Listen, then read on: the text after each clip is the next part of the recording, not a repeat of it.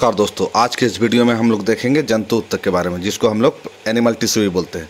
जंतु उत्तक चार तरह के होते हैं: एपिथेलियमी उत्तक, संयोजी उत्तक, पेशीय उत्तक जिसको हम लोग मस्कुलर टिश्यू भी बोलते हैं, तंत्रिका उत्तक जिसको हम लोग नर्वस टिश्यू भी बोलते हैं। चलिए बारी बारी से हम लोग सारे उत्तक के बारे में पढ़ते हैं। एपिथेलियमी उत्तक क्या है? इसको हम लोग उपकला उत्तक भी बोलते हैं। जंतु के शरीर को ढकने या बाहरी रक्षा प्रदान करने वाला उत्तक एपिथेलियम उत्तक होता है। एपिथेलियम शरीर के अंदर स्थित बहुत से अंगों और गुहिकाओं को भी ढकता है। त्वचा, मुंह, आहार नली, रक्त वाहिनी, नली का स्तर, फेफड़ों का कुपिका, वृक्क नली आदि सभी एपिथेलियम उत्तक के बने होते हैं।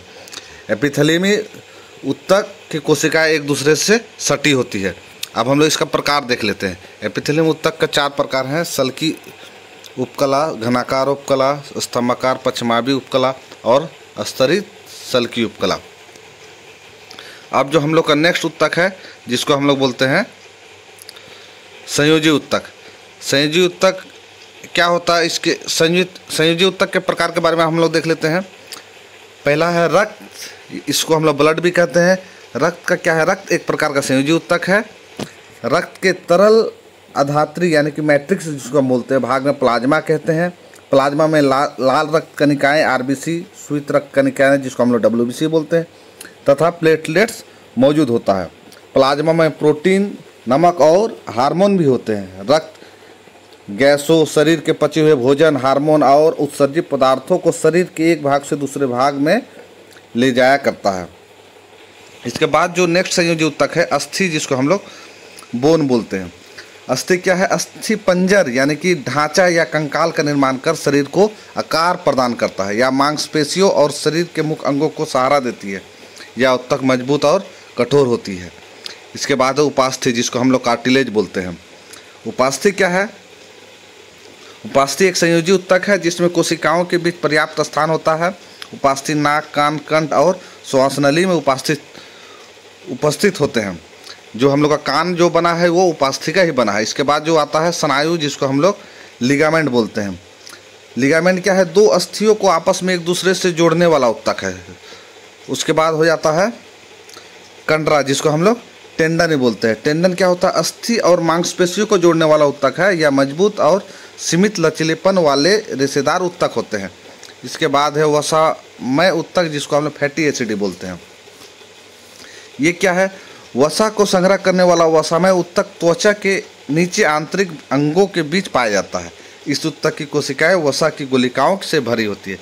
नेक्स्ट है अंतराली उत्तक, या फिर इसको हम लोग एरियोलर उत्तक भी बोलते हैं। इसके बारे में थोड़ा देख लेते हैं। यह त्वचा और मांसपेशियों के बीच रक्त नलिका के चारों ओर तथा नसों और अस्थि मज्जा में पाया जाता है। यह अंगों के भीतर की खाली जगह को भरता है, आंतरिक अंगों को सहारा प्रदान करता है और उत्तकों की मरम्मत में भी ये सहायता करता है।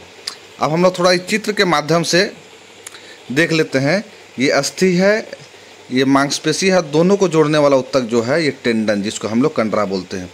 उसी तरह यहाँ पे अस्थि है, ये भी अस्थि है, और दोनों को जोड़ने वाला जो है बीच में स्नायु, जिसको हम लोग लिगामेंट भी बोलते हैं। अब हम लोग आगे उत्तक की ओर बढ़ रहे हैं। नेक्स्ट उत्तक है पेशीय उत्तक। पेशीय उत्तक क्या? पेशीय उत्तक लंबी कोशिकाओं का बना होता है, जिसमें पेशीय रेशे, जिसको हम लोग मसल फाइबर भी कहते हैं, यह हमारे शरीर में गति के लिए उत्तरदायी होता है। पेशीय उत्तक का प्रकार देख लेते हैं। पहला प्रकार है कंकालीय उत्तक या फिर रेखित पेशीय उत्तक, या इसी को हम लोग बोलते हैं ऐच्छिक पेशीय उत्तक। ऐच्छिक पेशीय उत्तक का मतलब होता है ऐसा पेशीय उत्तक जिसको हम लोग अपने इच्छा से उसको गति कर सकते हैं। जैसे हाथ पैर का जो भी उत्तक है, इसको हम लोग क्या करते हैं, अपने इच्छा के अनुसार उसका इस्तेमाल करते हैं। जब मन होता है उसको इस्तेमाल करते हैं, जब मन होता है उसको रोक देते हैं। तो ऐसे कोशिकाओं को हम लोग क्या बोलते हैं? ऐच्छिक पेशी उत्तक, या फिर कंकाली, या फिर रेखित। उसके बाद जो आता है ये चिकनी पेशी उत्तक होता है, जिसको हम लोग अनैच्छिक पेशी उत्तक भी बोलते हैं। आहार नाली में भोजन का प्रवाह या रक्त नलिका का प्रसार एवं संकुचन जैसे गति ऐच्छिक नहीं है, तो इस सब जगह पे क्या पाएगा हम लोग का? चिकनी पेशी उत्तक या फिर अनैच्छिक पेशी उत्तक। इस पे हम लोग का इच्छा से कंट्रोल इसको नहीं किया जा सकता है।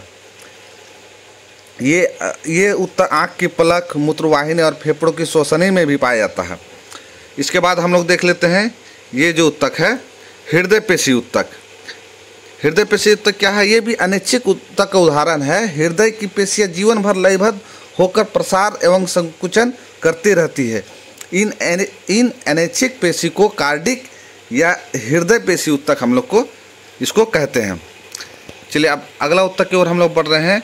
अगला उत्तक है हम लोग का तंत्रिका उत्तक। सभी कोशिकाओं में उत्तेजना के अनुकूल प्रतिक्रिया करने की क्षमता होती है।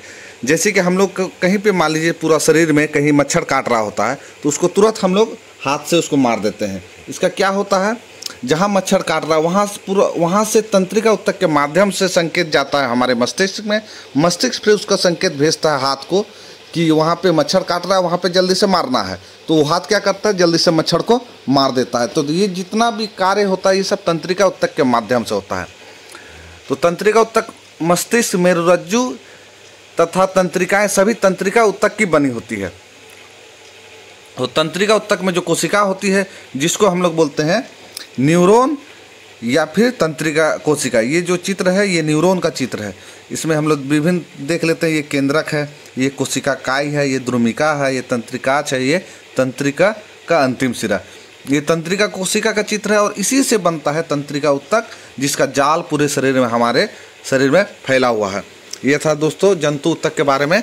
और पादप उत्तक के बारे में भी इसका वीडियो अपलोड किया हुआ है। इसका लिंक हम डिस्क्रिप्शन बॉक्स में दे देंगे, चाहे उसको भी देख सकते हैं। और वीडियो अगर पसंद आए तो उसको लाइक कीजिएगा और चैनल को सब्सक्राइब कीजिएगा। थैंक यू दोस्तों।